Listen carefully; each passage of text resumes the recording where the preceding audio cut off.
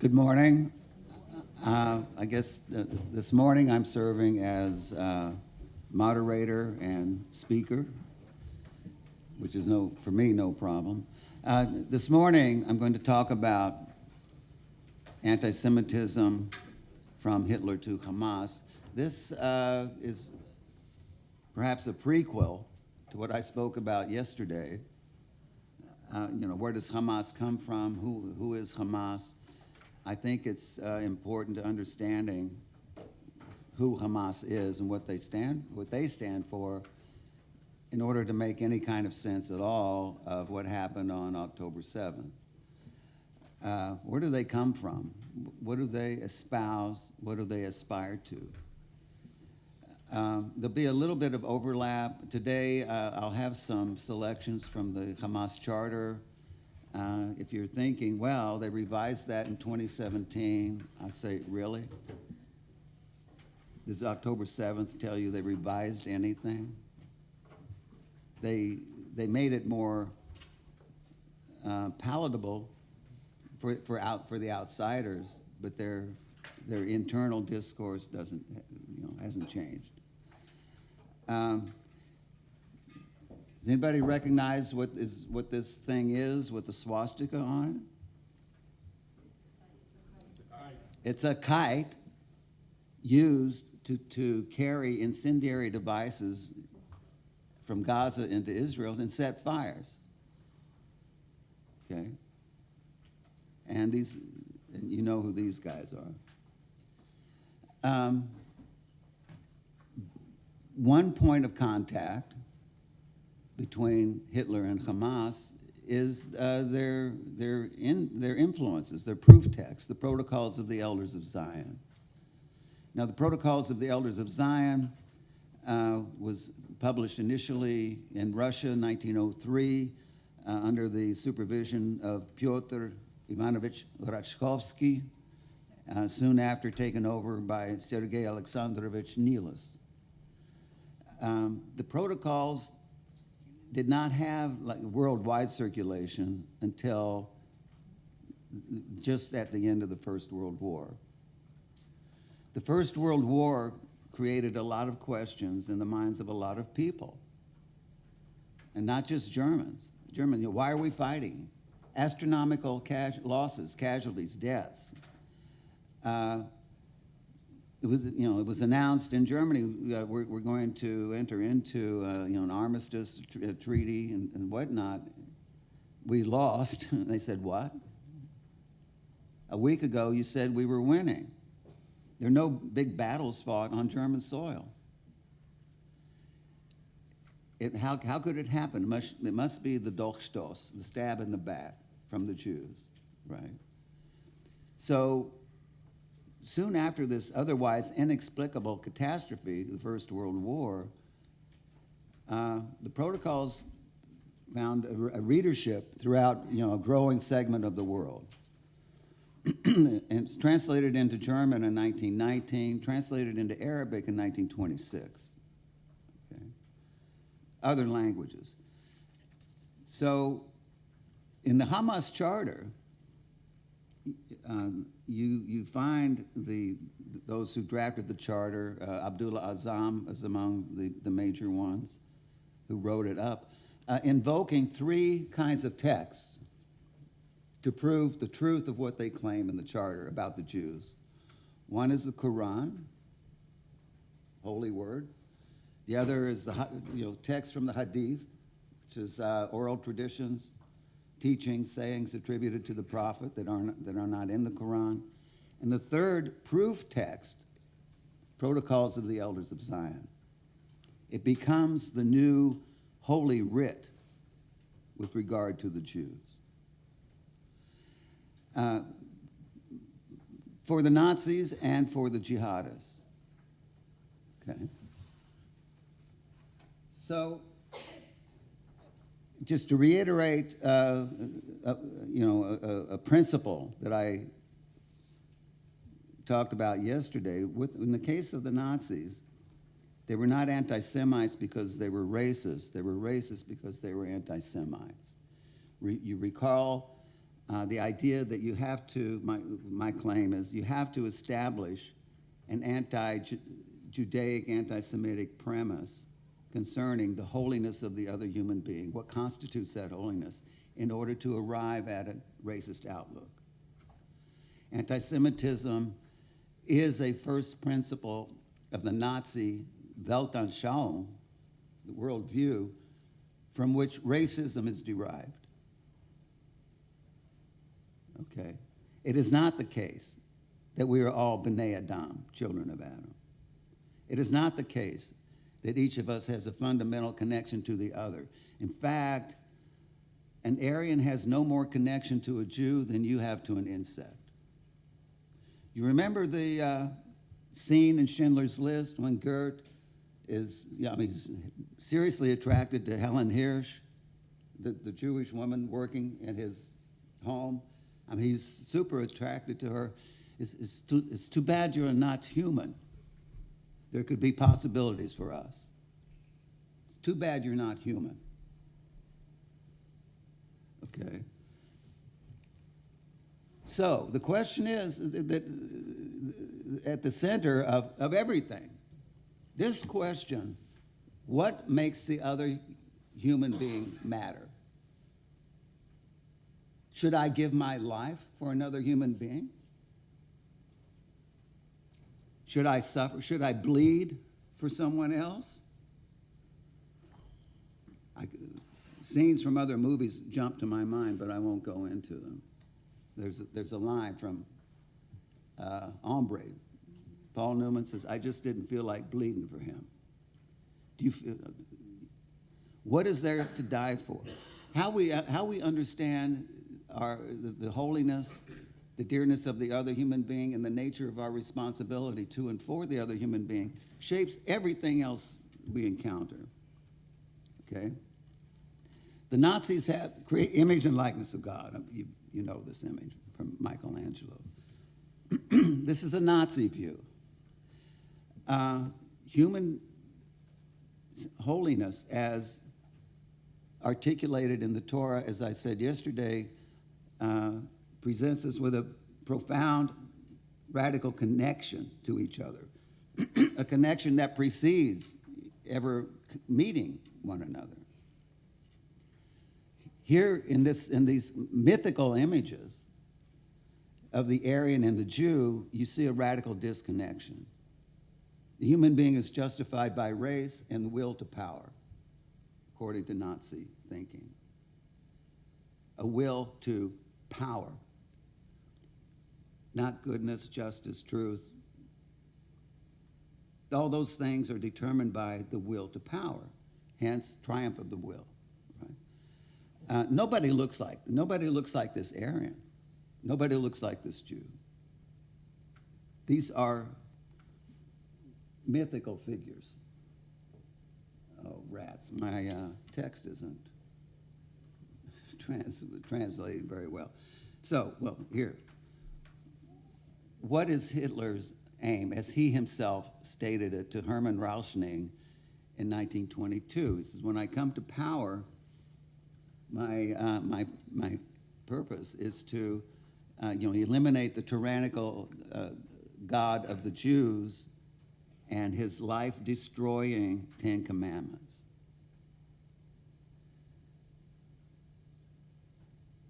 The annihilation of the Jewish people, as Hitler himself understood, and others, is the annihilation of the witnesses to the God of Abraham, Isaac, and Jacob, who poses the most serious ideological threat to National Socialist thinking.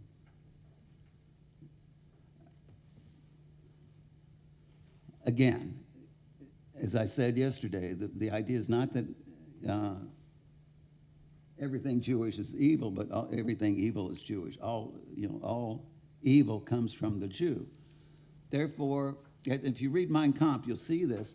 The sense of mission with regard to the extermination of the Jews is for the sake of all humanity. It's for the sake of a cleansing, a purification, rendering the world Juden rein. Okay? Now, this is an important point, and it carries over into jihadist thinking about the Jews, especially in Sayyid Qutb, about whom I'll comment shortly. The category of race for the Nazi ideologues is a little different from how we understand race in our American, other European discourse. It's a little different. Race does not lie or is not reducible to anything that meets the eye. It's Rassenseele, race, soul. I mean, German has a great way of putting nouns together, right, to make words. Rassenseele, race, soul. So as articulated by Alfred Rosenberg, Nazi ideologue executed in 1946 as a war criminal, race is a synonym for character, soul, thought.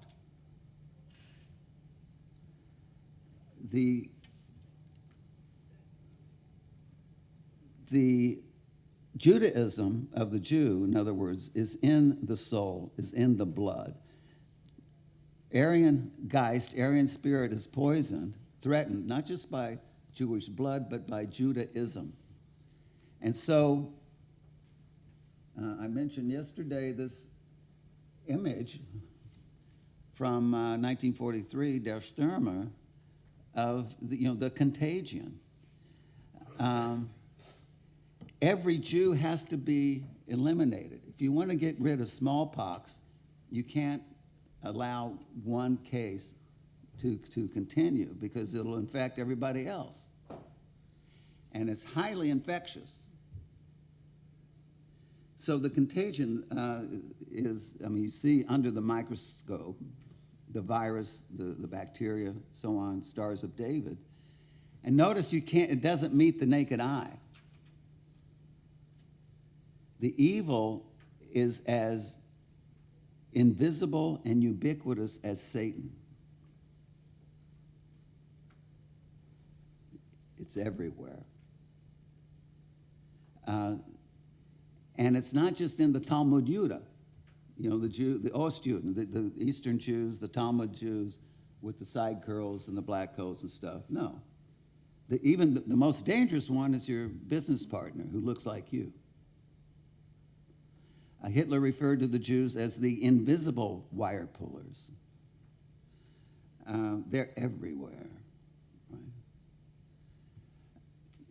And the final solution has to be just as ubiquitous as the presence of this satanic evil.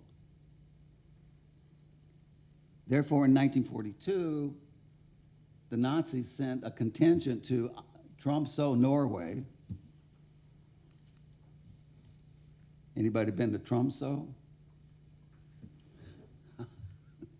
It's pretty far north.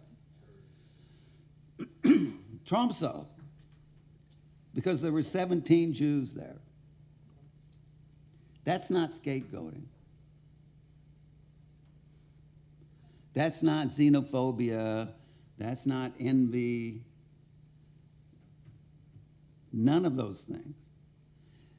In the manifestation of the hatred, these come into play, perhaps. But you don't have to go to the Arctic if you need a scapegoat. It's 220 miles north of the Arctic Circle. Okay? Enter Hassan al-Banna, who established the Muslim Brotherhood in March 1928. He, along with 5 or 6 other men, al-Banna in Egypt is establishing the Brotherhood in the context of a British colonial presence, which is viewed as a Western corruption, contamination of Islam.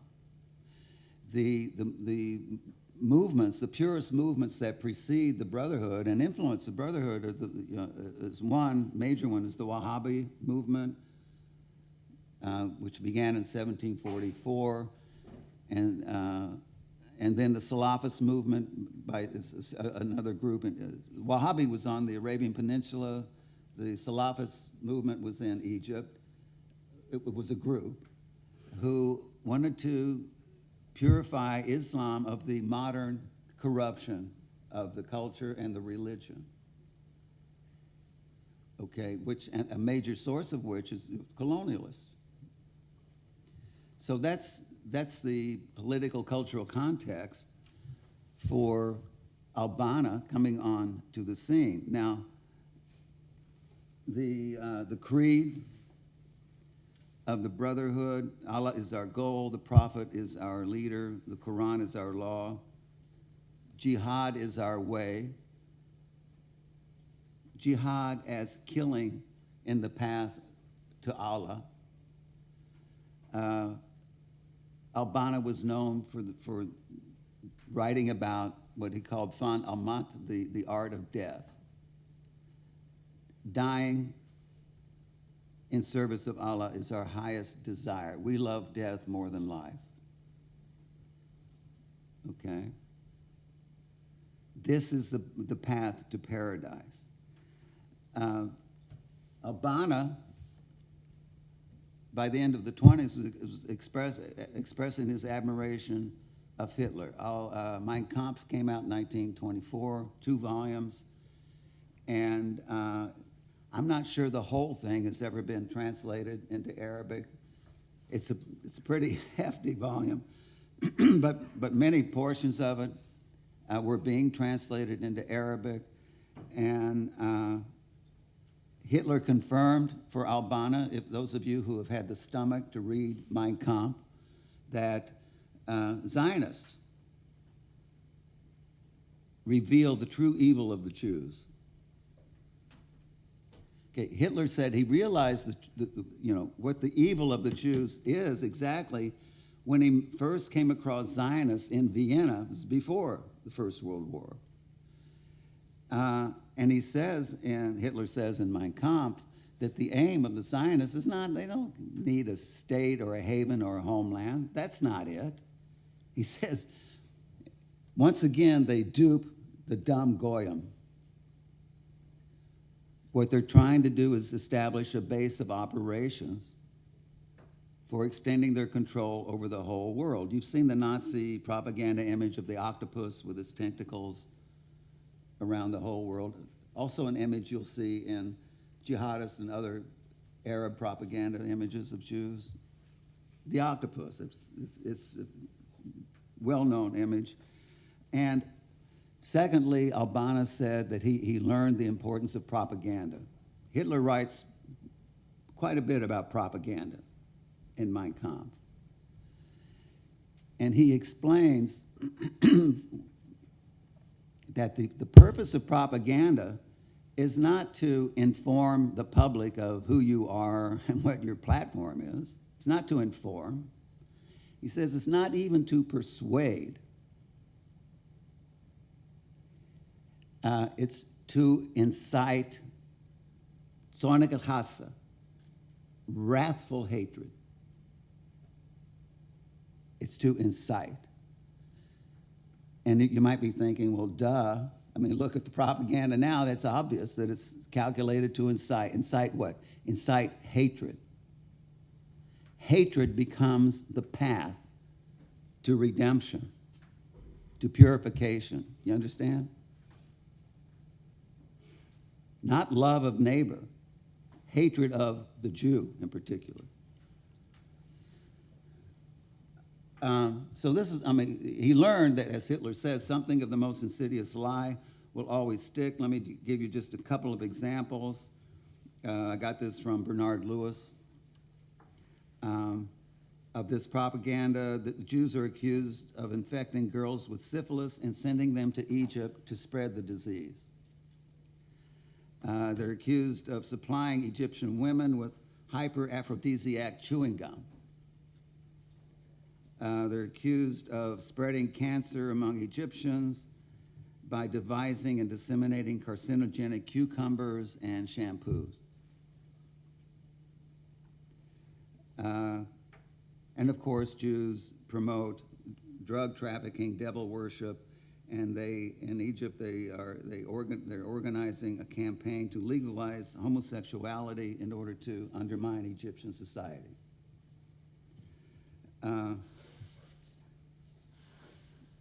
The Jews, again, as the source of all evil, undermine all moral value, all truth, all integrity, so that, and not just the blood, purity of race. With the jihadists, it's purity of soul, salvation of soul, so that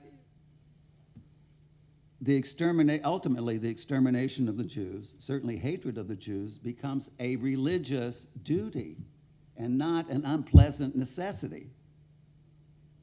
This is a difference.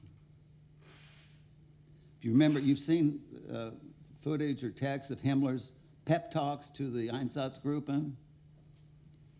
This is a glorious page that will never be written. He praises them for being able to stand beside a row of 100, 500, 1,000 bodies and remain good men. It's an unpleasant necessity. Himmler did not speak of killing a Jew as a way of entering heaven. You get this in the jihadists. Certainly, you get this in the jihadists. In 1938, the Brotherhood in Egypt led demonstrations against Egyptian Jews. They held a parliamentary conference for Arab and Muslim countries in Cairo, where they distributed Arabic language copies of Mein Kampf, or selections from Mein Kampf, and the Protocols of the Elders of Zion. They sent delegations from 1935 on to Nuremberg rallies in Germany. Yeah.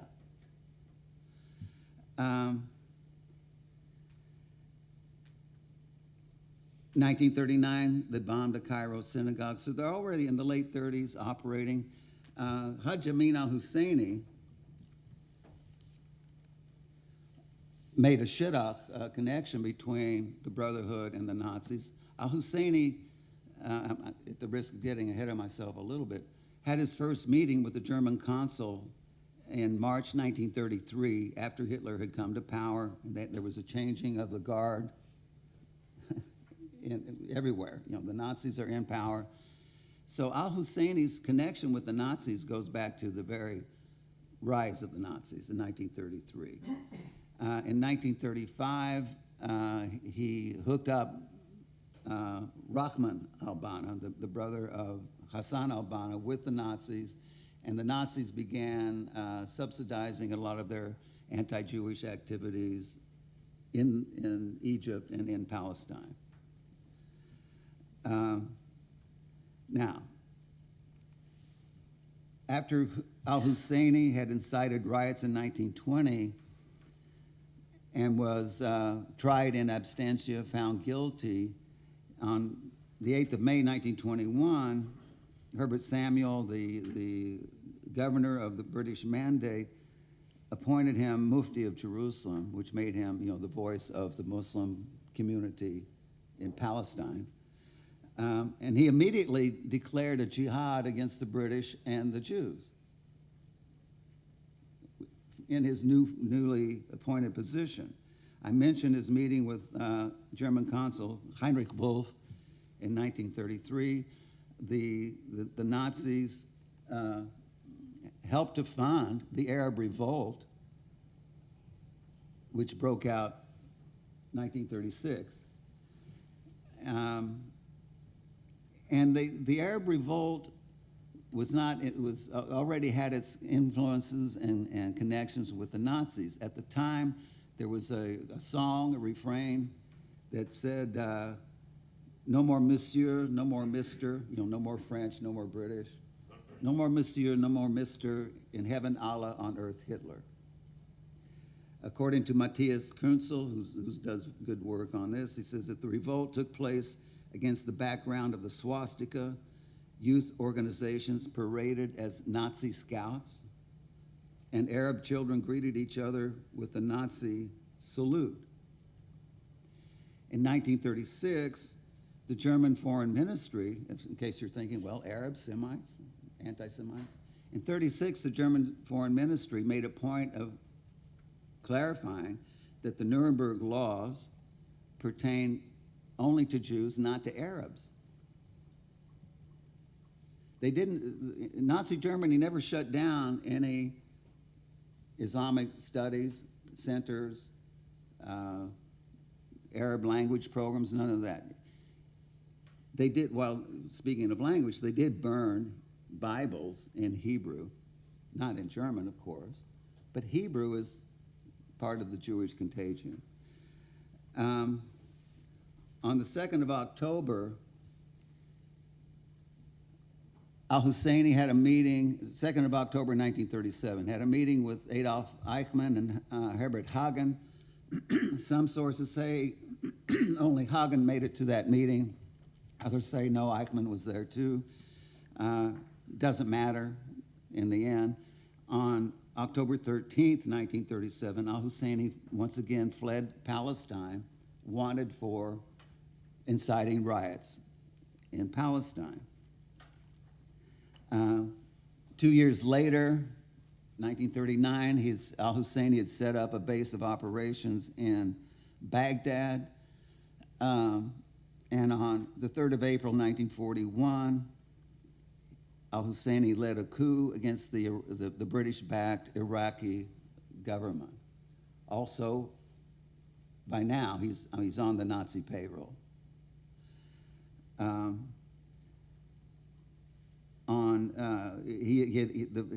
He led the coup.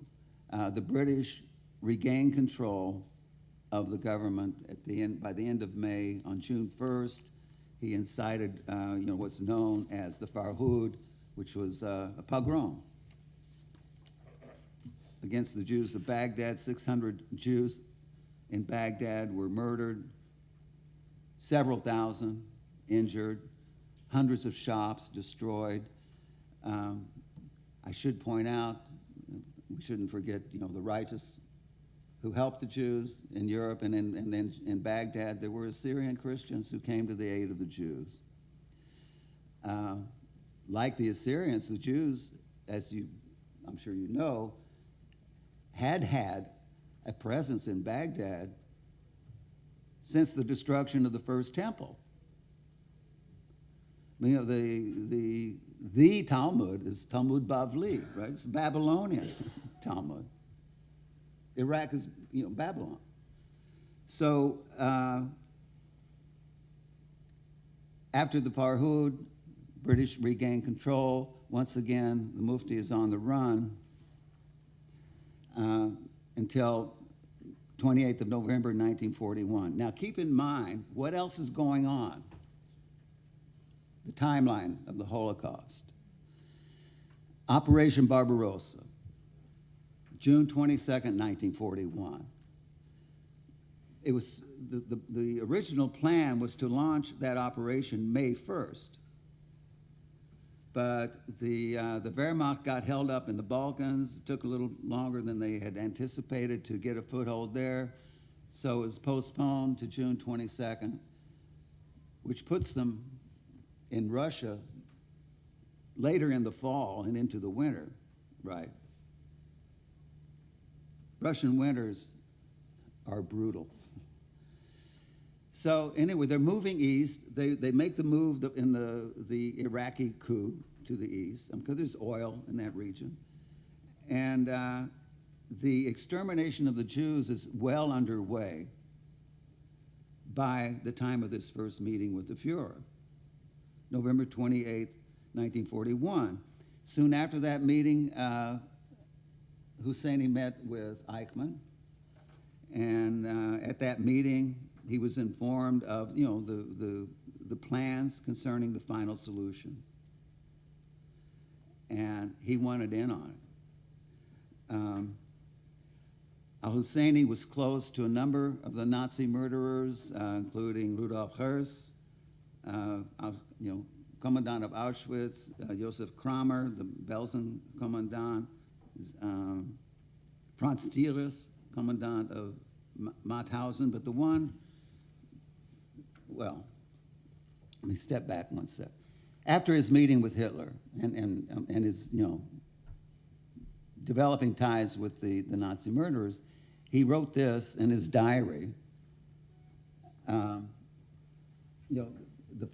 fundamental condition for cooperating with Germany was a free hand to eradicate every last Jew from Palestine and the Arab world. I asked Hitler for an explicit undertaking to allow us to solve the Jewish problem in a manner befitting our national and racial aspirations, and according to the scientific methods innovated by Germany. The answer I got was, the Jews are yours. And so here we have al-Husseini meeting with Himmler. Of the Germans I mentioned, including Eichmann, he was probably closest with Himmler. Himmler, you recall, was the head of the SS and was entrusted as head of the SS with the implementation of the final solution.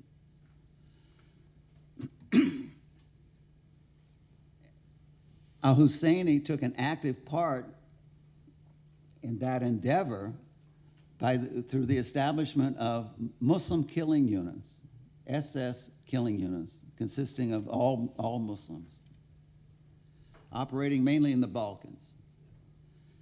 I've seen estimates saying that there as many as 100,000 Muslims were recruited into these several killing units. I don't know, that may sound a little high, but the most infamous of the killing units was the Hanshar Division, which had 21,065 men. Most of these Muslims were not Arabs. Most of them were from the Balkans. And the commander, Carl Gustav Zauberzweig of the Hanshar Division, reported to Berlin that the Muslims see in our Führer the mission of a second prophet. In the Arabic language introduction to Mein Kampf, post-war, translated into Arabic by a Nazi who had converted to Islam, Louis al-Hajj, Louis al-Hajj, in his introduction to Mein Kampf, refers to Hitler as a great jihadist. Okay. Al-Husseini, al-Banna, they understand Hitler to be carrying out jihad. Now, how do al-Husseini and al-Banna come together more tightly, more closely? Al-Husseini was wanted as a war criminal. He went into hiding in France. A lot of them went into hiding in France before they went elsewhere. He turned up on the 20th of June, 1946 in Cairo, where Hassan al-Banna, Sayyid Qutb, gave him a hero's welcome, glorifying al-Husseini, verbally and in the Muslim Brotherhood press, as a great jihadist carrying out jihad, just as the Nazis had done. Jihad, of course, the aim of jihad, in this case, in this context, is the extermination of the Jews.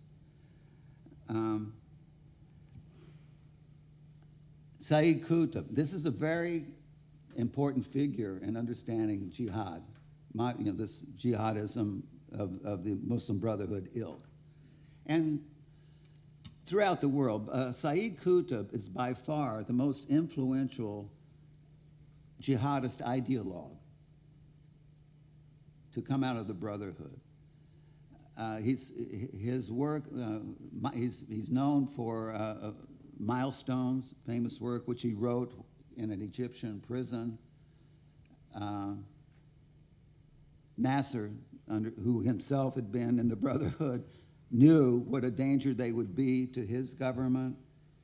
He imprisoned quite a number of the Brotherhood members. Qutb was executed in 1966 by Nasser. So He's widely influenced on all the jihadist groups. Most of the active jihadist groups, from Al-Shabaab to ISIS to the Houthis to the Islamic Republic of Iran to the National Islamic Front in Sudan to the Al-Qaeda of the Maghreb in North Africa, most of those jihadist groups have a genealogical tie to the Muslim Brotherhood. And just so I can shamelessly pitch something I wrote, I think I put it in the program. I've written about this in a book called A Genealogy of Evil, Anti-Semitism from Nazism to Islamic Jihad. And ISIS, by the way, is in full swing in Africa now, across Africa, which is another topic. So Qutb is also known for his work, Our Struggle with the Jews, published in 1953, in which he takes the demonization of the Jews as, to the extreme,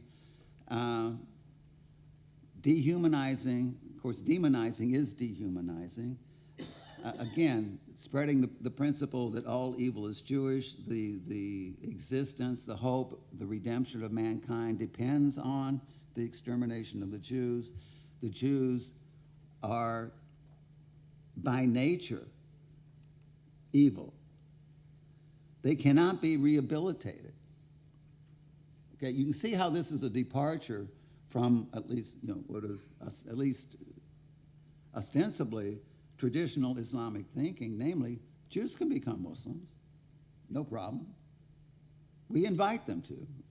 This is not jihadist, modern jihadist thinking. This is not Sayyid Qutb's thinking. Yasser Arafat. Yasser Arafat came to Egypt in 1946, same year that al-Husseini turned up in Egypt. In fact, al-Husseini brought him to Egypt. He was, I think, the son of al-Husseini's second cousin, first cousin. Anyway, there was some relation. Al-Husseini arranged for Arafat to receive military training from Nazi war criminals. Arafat, as you know, founded Fatah in 1959. This is before the PLO. In 2002, 2 years before his death, Arafat described al-Husseini as his greatest mentor, the greatest thinker, etc. Some say that al-Husseini is actually the mastermind behind the formation of Fatah. Who knows? In any case, his protege, Arafat's very important. Two important leaders in the PLO, as I'm moving ahead, here are invoke Nazi phrasing in articulating the aim of the PLO. In 1977, when the PLO had gained a foothold on the world stage, observer status in the UN, right? Even though their charter states there can be no negotiation, there can be no peace, there has to be an obliteration of Israel. Arafat was asked, "What are you doing? This looks like you're negotiating, right? You're pulling back on the terrorist operations to get a place at the table at the UN." And this is just a first step. Salah Khalaf says, once we get a state, a two-state solution, then we'll be on the way toward a final solution. 1993, Oslo Accords, Sakha Kabash, once the Palestinians have control of Gaza and the West Bank, we will proceed to a final solution. They're not interested in a two-state solution. They never have been. They can't. Two-state solution to these guys is blasphemy. It's not just a bad idea politically. It would mean the damnation of their souls. So we come to Hamas, Harakat al-Muqawama al-Islamiyah, the Islamic resistance movement, founded on December 9th, 1987 by Ahmed Yassin, Muslim Brotherhood, of course. Yassin was a devoted Qutbist, follower of Sayyid Qutb. He was sent into Gaza early 80s, where he set up Islamic studies centers. He formed Hamas in 1987. What's happening in 1987? First Intifada. Right. I mean, they're in turmoil. Yassin sees this as an opportunity to establish his own organization. And as I mentioned yesterday, one of his slogans is that, killing Israelis, killing Jews, again, is not an unpleasant necessity, it's an act of devotion to God. It's holy and pleasing to God. This is a little different from how the Nazis are understanding it. Now, the Hamas Charter. If you want to know what they think, look at what they say. They'll tell you. In the preamble to the Charter begins with a quote from Hassan al-Banna, who said, "Israel will exist and will continue to exist until Islam obliterates it." Where Israel is a reference to the Jewish people, not the Jewish state. Al-Banna was assassinated in 1946 before there was a Jewish state.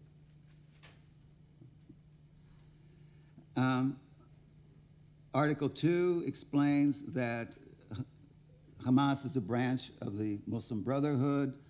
Article 7, you see the eschatological project here, ultimate redemption of humanity. The day of judgment will not come until the Muslims kill the Jews. The trees and the stones will cry out, "Oh, Abdullah, there's a Jew hiding behind me, come kill him." Nature itself will vomit up the Jews. The Jews are an unnatural alien presence on the landscape of creation. Palestine is an Islamic waqf land. Waqf land is a very serious matter to these guys. And not just to the jihadists. The notion of waqf is it's land consecrated to Islam, previously conquered by Islam, lost, and therefore has to be reconquered, taken again. We're talking about Spain, right?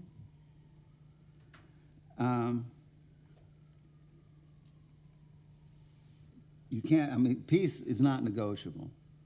To ask a Muslim to negotiate peace is to ask a Muslim, the jihadist Muslim, to renounce Allah. Jihad is the only solution. I mentioned yesterday, I will assault and kill, and how that's been, rape, butcher, torture, added on to that.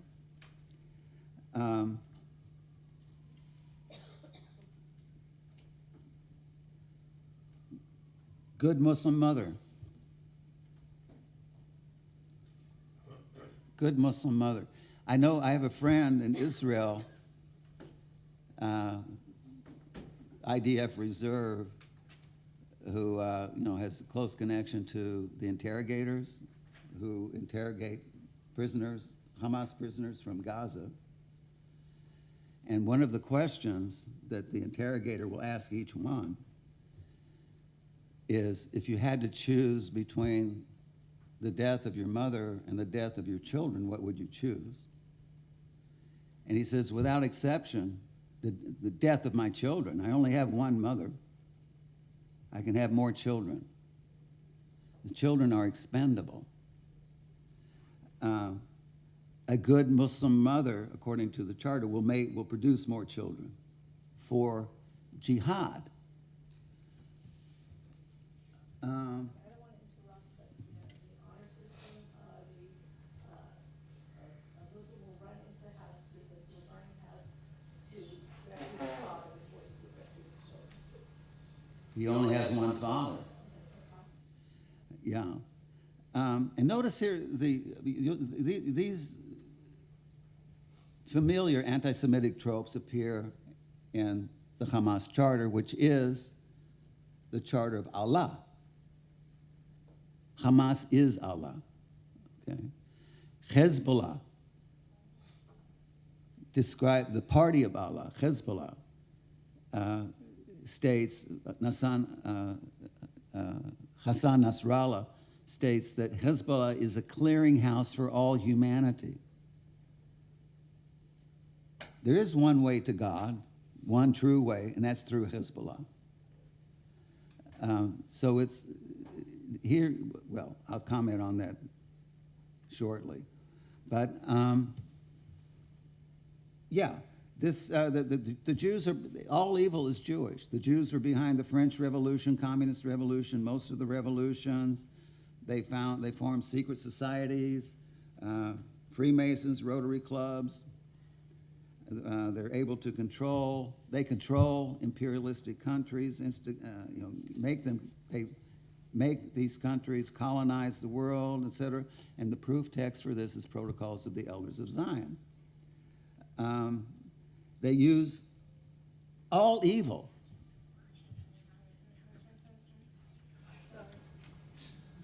They use all evil. They undermine societies. They destroy values. They corrupt conscience. They deteriorate character. And notice, Israel, Judaism, and Jews are one and the same. And Zion, we can add Zionists. They are the source of all evil. What led Sayyid Qutb to undertake his ideological journey and write his warnings to the Islamic world came after he spent 2 years in the U.S., 1948 to 1950, and he was so aghast at the decadence and corruption, the jahiliyyah, right, the moral depravity, that he saw Islam as the only solution to the purification of this horror. And sometimes I think, what if he should go there now?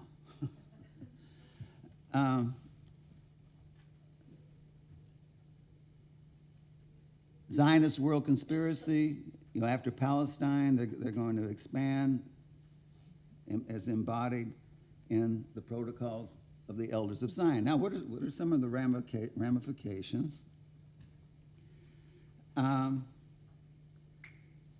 You can see that both Nazis and Jews cast Nazis and jihadists cast the Jews in metaphysical categories, and demonizing the Jews, satanizing the Jews, to use Joel Carmichael's term, rendering the Jew invisible, ubiquitous, and the effort to purify the world of this evil has to be equally ubiquitous. And you can't, for the jihadists, you can't be certain of the defeat of the Jews until the jihadists are ruling all of humanity. And if you take the time to read the Constitution of the Islamic Republic of Iran, that's the stated aim of the Islamic Republic, is to bring all of humanity under the rule of Islam for the sake of all of humanity. So the jihadist war against the Jew, like the Nazi war against the Jews, is more than a war against a Zionist entity. It's a war against Satan. It's an apocalyptic war. Now, is this about Israel? Would this go away if the Jews should leave Israel? Can't happen. According to Muhammad Hussein Yaqub, no. He said that if the Jews left Palestine to us, would we start loving them? No. And he says the Jews are infidels, not because I say so, but because Allah says so. They are enemies, not because they occupy Palestine. They would be enemies if they didn't occupy a thing. It's not about the occupation. It's not about checkpoints. It's not about, apartheid, colonialism. It's not about any of that, according to the sheikh here. It's about the redemption of humanity, salvation of humanity, purging the world of the evil Jew.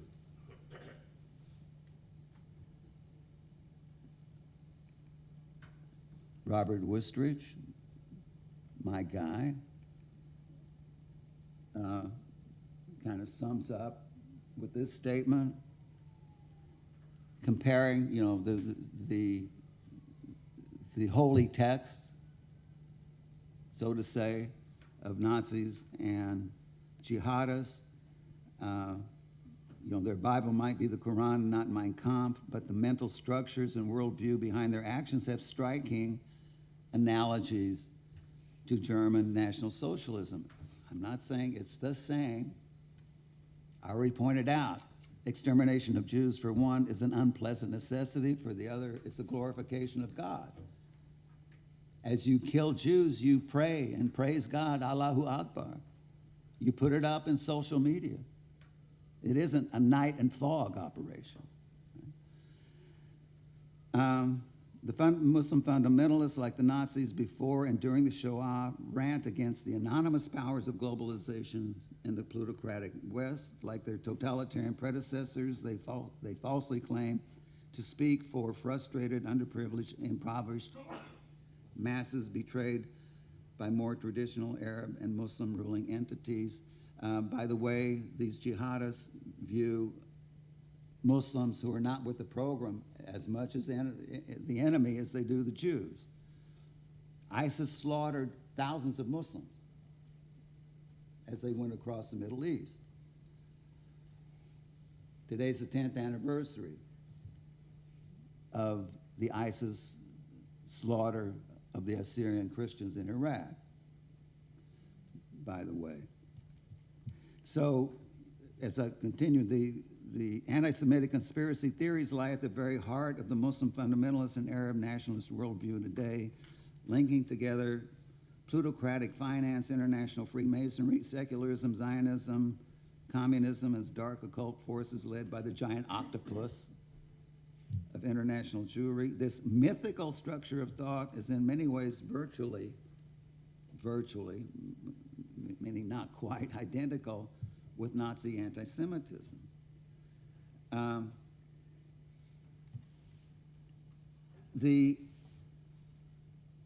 think one difference is in the Nazis you have a usurpation of God. The word of the Fuhrer is law. The Fuhrer is like God. One Reich, one Volk, one Fuhrer. There's a similar trinity among jihadists as one caliphate, one ummah, one supreme ruler.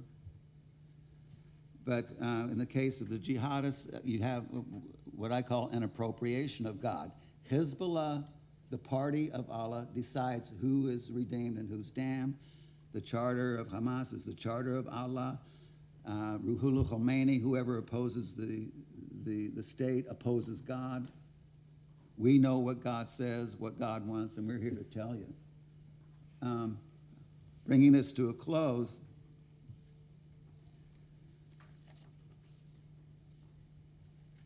Hitler's dying words on paper were he pled with the world in his political last will to resist mercilessly the poisoner of all nations, international Jewry. Carry on this war of salvation. And after the Shoah, those who have most thoroughly, systematically, and profoundly heeded that call are the Islamic jihadists. There are many other anti-Semites, but it's the jihadists who have a nuclear weapons program in the works, right? Who have armies, who pose an existential threat to Israel and to the Jewish people. So what happened on October 7th was decades in the making. And we could go farther back even. So that's who Hamas is, and that's what we're dealing with. And that's what those who say, we are pro-Hamas, I am Hamas, this is what they're saying. Okay. Thank you.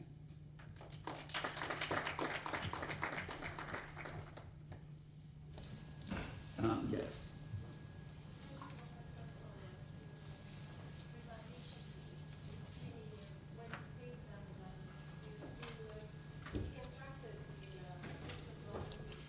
Can't hear you. I'm having trouble hearing you too.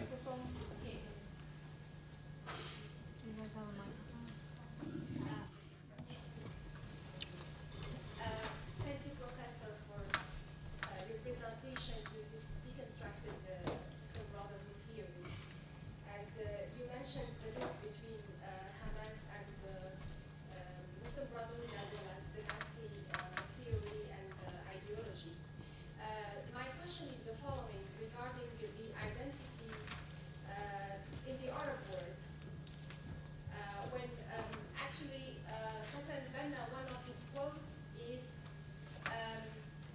the country is nothing but a little bit of dust. So there is this identity of belonging to the Ummah, as you said, and belonging to the Muslim project or the Caliphate, and ignoring all the other identities. So you are no longer Syrian or Lebanese or Egyptian or Right. religion or whatsoever. So you forget about your identity, your history, your belonging, and you just belong to the Ummah. So the fact of fighting against fighting against this ideology and the fact of having this belonging. Thank you so much. You were still thank you. So the fact of fighting against the ideology of belonging to one country, or the ideology of this is what Muslim Brotherhood did. The project of Islamists is to completely annihilate the identity of the Arab countries and just invite them to join to this project. How do you see this ideology in the Arab world and in the Muslim world, and how can we fight against it by returning into the identity of each country and forgetting about this nationalism or this Muslim caliphate and focusing on the identity of each country and preserving the identity and the belonging and heritage of each and every country in the Arab and Muslim world? Good question. How do we find ways for Arab Muslims, other Muslims, to include their national identity with their identity as Muslims and not just members of the Caliphate, which is actually a totalitarian structure, right? I think before I go further, let me make it clear, I'm not talking about all Muslims. Islam is a lot of things. It's not one thing. It's like Christianity, many ways of thinking, many denominations. You have in Islam, nationalist thinking in some cases. The Ba'ath Party was a nationalist movement, Arab nationalist movement. But I think Al-Banna or Qutb would say that this national identity is part of the corruption that comes from the West. We don't have any of this nationalism in Islam. It's the caliphate. I mean, go back. They want to go back to the pure, untainted origin of the prophet, which was not about creating nation states. I mean, then, 7th century, the concept was, alien. It's about, as it says in the Islamic Republic's constitution, bringing all of humanity under one identity. Nationalist identities are part of the evil, part of the problem. So we have to transcend that for the sake of humanity, is the idea. So that nationalism is part of the contamination that they're responding to. And you see Abdul al-Maududi in India, Pakistan, it's before Pakistan, but making this same point. Very influential on the jihadist thinkers, Maududi. Barbara. Oh, okay, yeah, Barbara. Yeah, okay. So one thing that I want to say is about and maybe you'll explain it, about using, Hitler had disdain for the Mufti, by the way, but he saw him as what we call a useful idiot, and gave him to Goebbels as a tool for the propaganda. And I think Professor Patterson can explain that more. But I had a very chilling experience when I was doing a seminar at Columbia University on Sephardic and Mizrahi Jewry, and one of our visits was to a large mosque in Manhattan, and the mullah greeted us, and he was very welcoming and very well spoken, very sophisticated. But I was chilled to the bone when he said, because the group was a group of Jewish educators, he said to the group, "We are on the same page because we are not idol worshippers. It's the Christians that have to be woke, so to speak." Yeah, well, you recall Osama bin Laden would often invoke the Crusaders and the Jews as the enemy, Crusaders being, of course, Christians. Another, yes, sir? Yeah. Thank you, Professor, for your presentation. You speak about Hitler and Hamas and ideologies of Muslim Brotherhood. I just want to take in your knowledge that in Morocco, for example, my country, we didn't know about Muslim Brotherhood until late of 16th. When it was because the conflict between nationalism, Arab nationalism, and the Islamic ideology, nationalism, Arab nationalism as like Nasiri, as like Ba'athism in Syria and right. in right. Libya right. of Gaddafi. Morocco was a kingdom between this area of conflict. And Arab nationalism is an ideology which attack the kings in the area. So the King Hassan II chose to open doors for this ideology, and I don't think that the Muslim Brotherhood ideology in Morocco was find no foothold there. Yeah. They found because of education system. Hassan II want to attack Nasirism and other ideologies. So they give facilities, especially in educational system. I'm still remember that in our textbooks, which I got on my scholarity during my scholarity. So we play the dichotomy or binaries, opposite binaries between Muslims and others, between correct religious and corrupt religious. That's and I want to mention also that, for example, I know Hassan al-Banna, I know Said Qutb, and I know also Muhammad Qutb, but most of Moroccans didn't know them. Didn't know one. Muhammad killed them, yeah. Didn't know one, especially one. Abdul Hamid Kashk. I don't know if you hear about him. He's blend imam. He had the record. He record his speeches in a cassette or audio, and the spread it in all the area. I know Abdul Hamid Kashk played a great role to spread the ideology of Islam Brotherhood more than Hassan Minna, because we can't read, but we can hear. Yeah, thank you, and thank you for reminding us that the Middle East is not one thing. I mean, each country has its distinct character. Libya is a mess. Sudan, Hassan al-Turabi brings a brotherhood to Sudan. It's a case unto itself. Somalia, Iran, which is, Persian, not Arab. And so thank you for pointing this out, that you have to take each country by country, because each has its own issues, Hi. Yeah, Thank you so much. So I have a question, not about Hamas, but since you brought up Yasser Arafat about the Fatah party. So I teach the Arab-Israeli conflict, and some people will tell me that the PLO did recognize the state of Israel. So I'd like you to address that in the Fatah party, if you can, please. Well, they can't. If you read the PLO charter, which was never changed,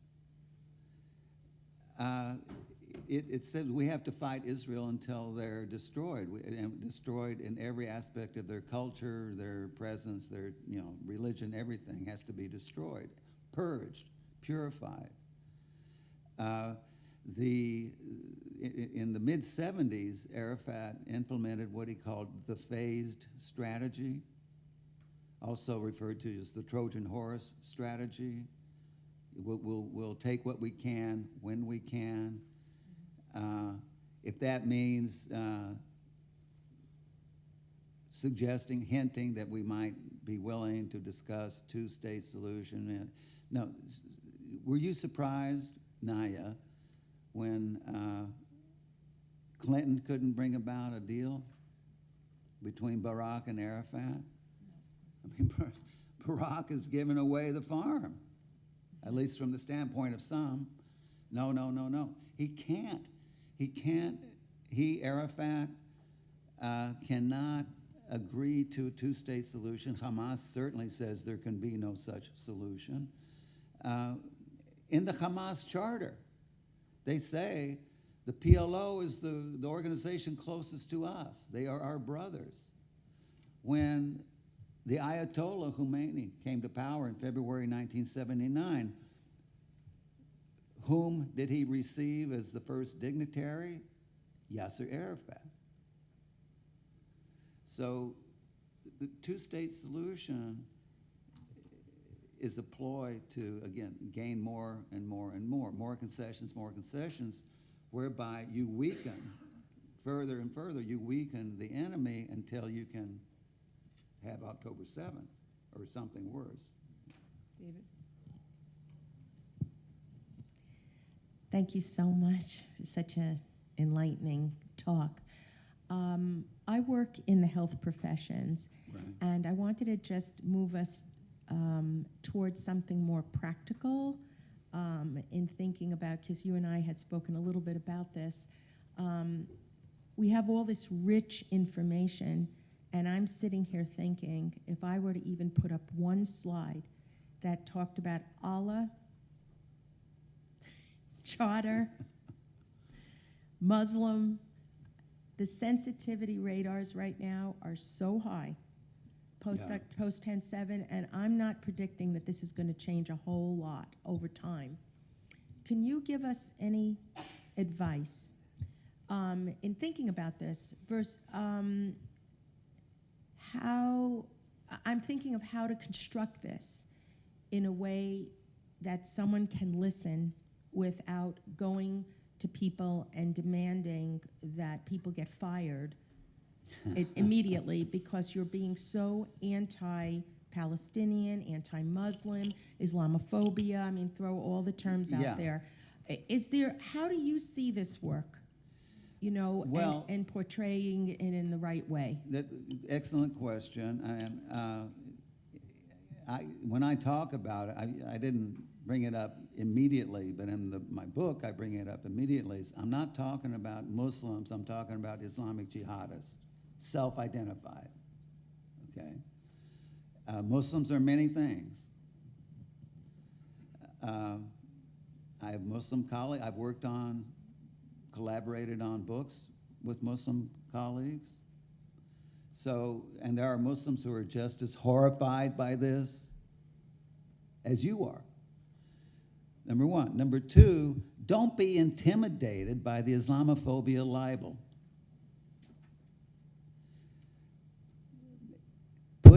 Putting anti-Semitism and Islamophobia in the same sentence makes me nuts. And it happens all the time. People are demanding that, actually. Yeah. Well, from the White House on down. A phobia is an irrational fear. I hope from October 7th, you can see from what's happening in Africa, you can see what has happened throughout the Middle East. You can see that some people have good reason to be afraid of the Islamic jihadists. Some people are not nuts because they're afraid. It's a different dynamic completely. So I think, I know you start throwing your coffee cups at me. This is saying is anti-Semitism and Islamophobia kind of smacks of anti-Semitism to me, because it waters down the meaning of anti-Semitism and it twists the meaning of Islamophobia. I'm not saying, Muslims have not been under attack. They've been under attack in the UK recently, right? After the killing and the stabbing of the kids. So make it clear you're not talking about Muslims. Secondly, don't be afraid of being called an Islamophobe. Third, if you're Jewish, be Jewish. Don't apologize for it. I just think it's a matter of academic integrity. It's not that I'm coming there as a Jew. I have something I want to teach, and I'm not going to teach Islamophobia because you allowed me into your institution to speak.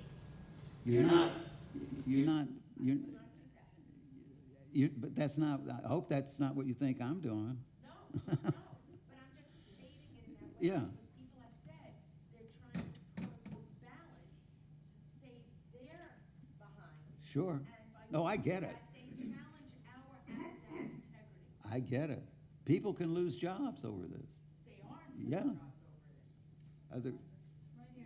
We got Hi, Professor Patterson. Thank you for the Isaac and then Gloria. yeah. Okay. Thank you for the presentation. And I'm sorry, go ahead. Yeah, no, thank you. Just going to say I was aware of it, of course, about al-Husseini and meetings with Hitler in the top echelon of the Third Reich, but it's still always shocking to see at the meeting that happened so soon after Operation Barbarossa and the beginning of the Einsatzgruppe and the massacres going in, even predating the Wannsee conference. So I'm curious in terms of this debate in Holocaust historiography. Professor Mickman briefly touched on it, but this debate we have between intentionalists or structuralists. Did Hitler have an intent already from the beginning to annihilate the Jewish people, but really a Jewish presence? And I was not aware of the letter that Hitler wrote to Hermann Röschning. I mean, that's a shocking letter. I mean, very clearly enunciated in 1922. So you could just talk a little more on that. Thank you. Well, Hitler, in the same year, 22, in an interview with a journalist named Joseph Hell, Hitler said, when I come to power, I will see to the annihilation of the Jewish people. He's not the first to desire it. But even when he came into office, he may have wanted it, but he still had doubts about whether he could do it. I think it became official policy when they thought they could actually do it. Annihilating the Jews is a huge undertaking, and it requires, bringing to bear all quarters of society, massive resources, right? The intent, the desire was always there. I don't accept the either intentionalist or functionalist. First, it's a little of both. First, the intent is there, I would argue, and there's plenty of evidence for that. Once the machinery is set into motion, you know this from studying other, catastrophes, it takes on its own momentum, takes on a life of its own. People are drawn into the dynamic, which might be kind of a functionalist view. So yeah, I can see how that's at work. You're trying to please the bureaucracy. You're trying to do your work efficiently. The reporting is incredible. I translated the Black Book of Russian Jewry, and that was mind-blowing, that the meticulous record keeping. It's first-hand accounts of Nazi activities in the East, compiled by Ilya Ehrenberg mainly, and then Vasily Grossman. I came to realize, just by the way, going through one harrowing testimony after another, that what the Nazis did was not unimaginable. It was everything imaginable. There was no limiting principle. This is one of the features of evil, the absence of limiting principle. If they could imagine it, they would do it. So it's not just exterminations, as Provy was saying last night. It's torture, mutilation, burning. Torture is a defining feature of the Third Germany, just as the murder camp. They're not accidental appendages or anything. So anyway, I say my view is mainly intentionalist, but once it's in motion, you get people drawn into the field of gravity there, Gloria? Yeah, I was wondering if you could share your analysis of the condition of diasporic Jewry in being so frightened that we look at it as having to be careful of being called Islamophobic when what we're doing is standing up and demanding our right to life. Yeah, to walk to class safely. Yeah, that we've bought into this notion that to say anything negative about a people or segments of a people who broadcast that they want to murder us and obliterate us, and we're worried about jobs. Yes, an excellent question. Why?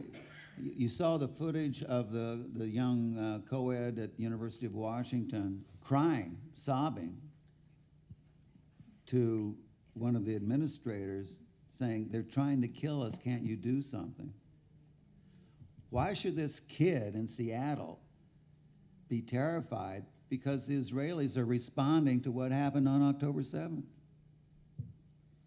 It has to do with this, it's in the Zionism, the Judaism is in the blood. Every Jew is a target. Every Jew is a Zionist. Yes, Arafat said every Jew is a target.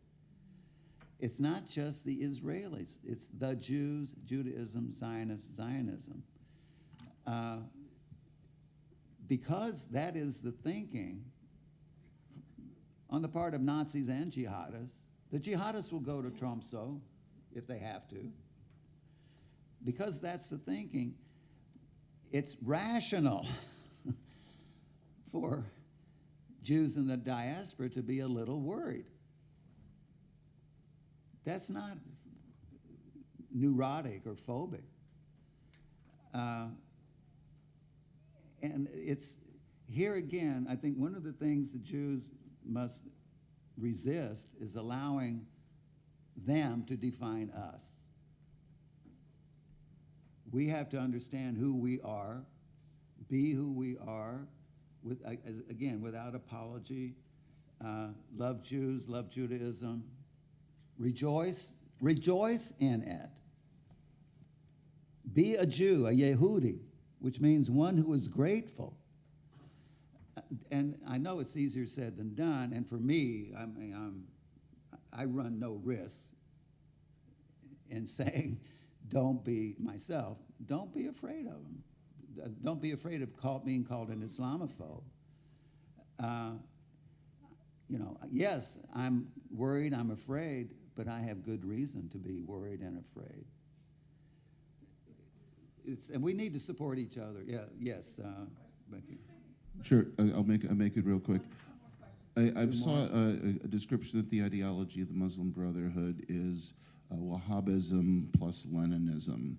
So that combination of the attempt to re-Arabify Islam after its expansion eastward under Wahhab, but then also very specifically bringing in the, quote, anti-colonialism of Leninism.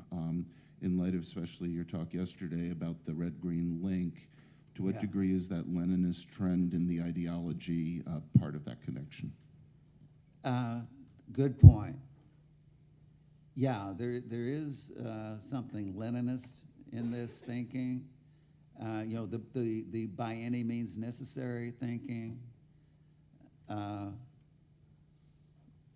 Any means, every means justifies this ultimate end of redemption. Killing Jews is an act of devotion. Al-Husseini's broadcasting, he had 6 Arabic language German broadcast stations, Nazi propaganda stations. His refrain was, killing Jews pleases Allah. Anyone who kills a Jew has a guaranteed place in paradise. So terror. I mean, Lenin glorified terror, right? So that's part of the red-green connection. PFLP is another good example of it, which I don't have time to go into. Hi, thank One you. more? Yeah. I've read about kind of some theories of what would have happened if Hitler had won El Alamein and plans to go into Palestine. Yeah. Were there any written correspondences between Hitler or someone among the Nazis and the Mufti about plans when they got there and what they would do? I don't know of correspondence between Hitler and the Mufti, but there is correspondence between other Nazi figures. They had what was known as the Egyptian Einsatzgruppe, all set up on, Crete, I think. They were ready to go as soon as Rommel got past Alamein and proceeded toward Palestine. They were ready to move. There was an Einsatzgruppe, at least one, organized, ready to go in. And Tel Aviv was bombed by the Nazis, at least once. And they had their eyes on the Middle East, both for petroleum resources and because of the Jews. They didn't go to Tromsø for the petroleum. So they were set up. It's not. It might have happened. It was going to happen. Are we done? I think we're done. There's a lot more questions, but it's 11 o'clock. Sorry.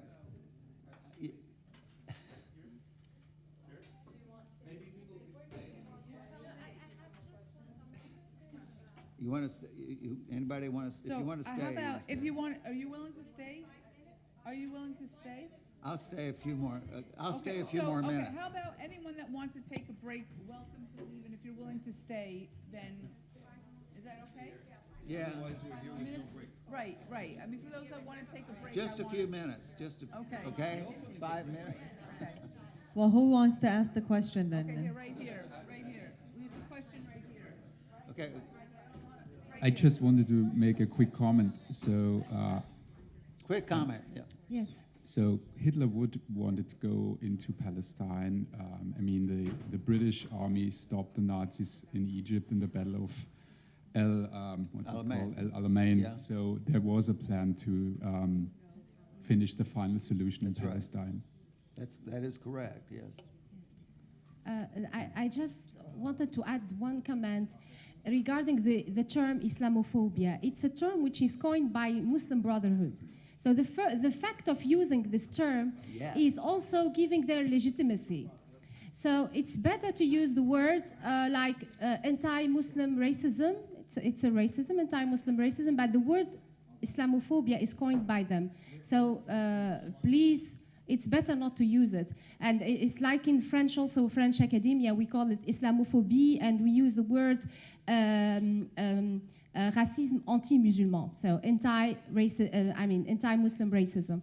It's better to use this term than to use the term Islamophobia, which is coined by them. And the word phobia is giving it a huge impact. Yeah. So I think it's better to use this term. Thank Just you. comment. Thank you. Thank you, and thank you for reminding us not to buy into their terms.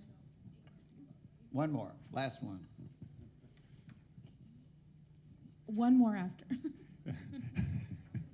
Thank you very much for your presentation. I just wanted to add to what you said about the protocols of the Elders of Zion and their popularity in the Arab world and the Soviet Union. You have rightly reminded us that the protocols of the Elders of Zion were originally written by the Russian Secret Service. What is often less known is that secret services of Soviet bloc countries were often actively printing and spreading Arab versions, Arab editions of the protocols, printing them on their territory and then spreading them in Egypt. For example, Hungarian Secret Service was involved in this in order to support the anti-Zionist program of the Soviet Union. And second thing, as we have mentioned Said Qutb and in his visit to America, we have to also admit, on the other hand, that when he visited America in 1948, 1950, this was one of the worst periods of time to visit America. America was not at its best at the time, with Red Scare and Jim Crow laws and all those things. Yeah. So, and at the same time, it is very likely that he has met some American conspiracists. You know, William Guy Carr, for example, and people like that. Thank you. I think just Thank you. last brief comment. Okay, very really, brief, really please. briefly. yeah. When you were speaking, I couldn't help but think about, and I've taught this last week, when Vasily Grossman said, "Tell me what you accuse the Jews of, and I'll tell you what you're guilty of," that Hitler accusing the Jews of the Zionist idea of trying to get space in order to control the world. Think of Lebensraum, which is living spaces, Oh, the yeah. idea of the Nazis. Yeah. And the other thing is about Islamophobia. Listen, I've been accused of being Islamophobic, and so look, to me, it's about just telling the truth, and pursuing truth. Yeah. Yeah. It's uncomfortable. You know, David Duke is a problem. So I'm sure I could find a passage somewhere where David Duke says something nice, and then I could say, well, you know, the white supremacy movement is not all bad, but this is a reality that we have to contend with, Yes. but I understand, and I have been accused of it. So Well, my last word will be, if we don't name the evil, we can't see the evil. We have to have the courage to name it, to call it evil. I've been attacked for using the word evil. So, thank you all. Thank you.